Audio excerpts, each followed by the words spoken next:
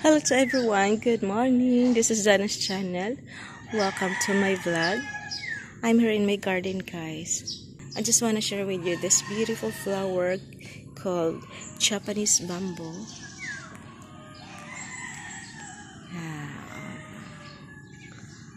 So beautiful. This is also called the golden dust dracaena or spotted dracaena.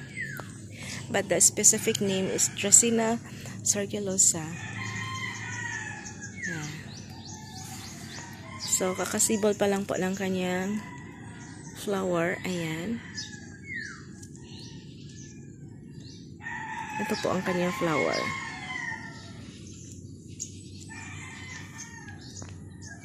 Yung iba is, nalalanta na. Ayan. Ito kasasibol pa lang. Ayan. So, napansin ko lang. May flower siya at mayroong fruits. Ayan. Ito ang kanyang fruits. Kulay green. Ayan. So, pag ma-matured na siya is nagiging bright orange. Ayan.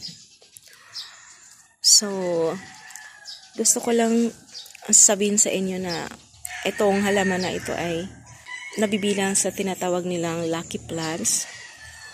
O dahil itong halaman na ito is bihira po siya na magkakaroon ng fruits ganito or magkakaroon ng bulaklak. Ayan. O shout out sa mga plantita dyan. Alam nila na hindi ito basta-basta magkakaroon ng bunga at bulaklak. Oo. Kaya, napakaswerte pag magkakaroon sila ng bunga at bulaklak. May darating na blessings para doon sa mga nakatira at nagtatanim. Ayan. So, kapag wala pa kayo nito, Japanese bamboo, mas maganda na magtanim na kayo at maganda din itong ilagay doon sa loob ng bahay. Maganda po ito, pang indoor plants. Ayan, so medyo mahaba na po itong aking Chinese bamboo.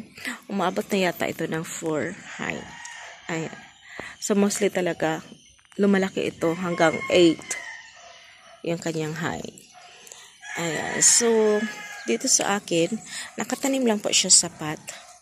Ayan, so itong halaman na ito is hindi siya mahirap alagaan. Oo, hindi ito maarte. Garden soil is okay kaayo.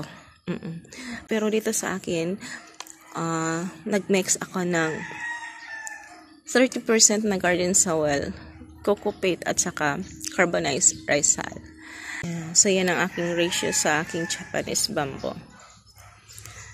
Ayan.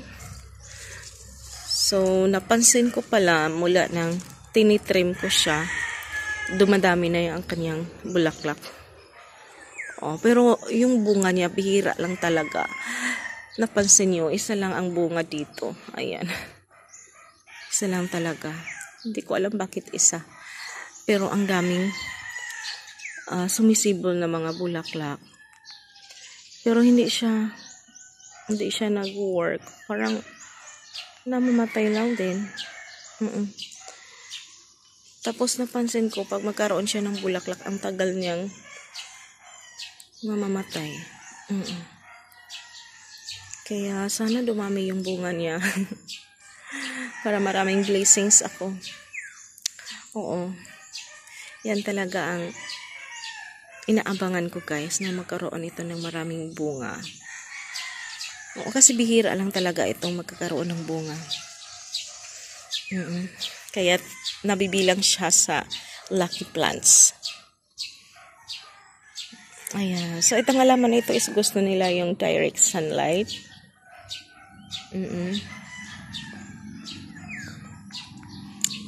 Ayan. So, mas mainam pag tinitrim natin ito.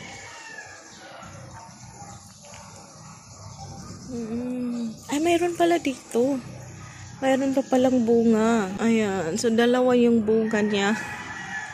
Ngayon ko palang napansin. Nagtatago yung bunga niya. Ayaw magpakita. Ayan, dito. So, dalawa lang pala. Akala ko nag-iisa. Totoo, bihira lang talaga ito magkaroon ng bunga.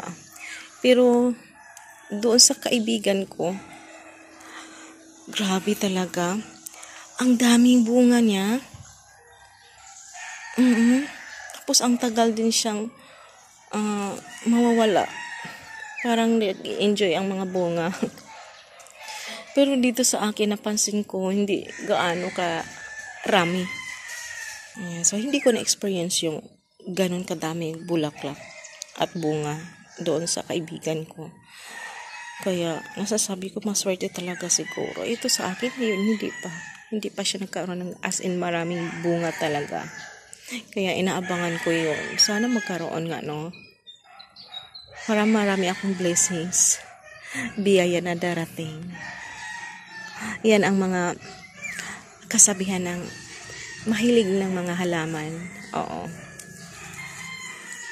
Kasi mayroon talagang bulaklak na bihirang mamumulaklak. At pag yun ay mamumulaklak na ako, swerte talaga. Ayan, kaya sana kayo ay magtatanim din ito. Bamboo. Japanese bamboo. Yan, kaya magtanim na kayo nito. Ano niya nito? Isasama niyo na sa mga Lucky Plants collection ang halaman na ito. Japanese bamboo. Ayan, so dito sa akin medyo matagal na ito. Kaya nga lumalaki na siya. Ayan. At inaabangan ko pa din na magkakaroon ng maraming bunga.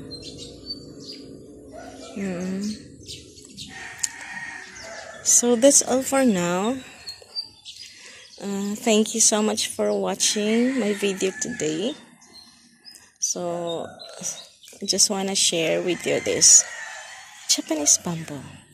Lucky plants kasi bihira lang na magkakaroon ng bunga or fruit ang halaman na to. See you around everyone, and this is Zana's channel na nagsasabing happy planting, happy gardening.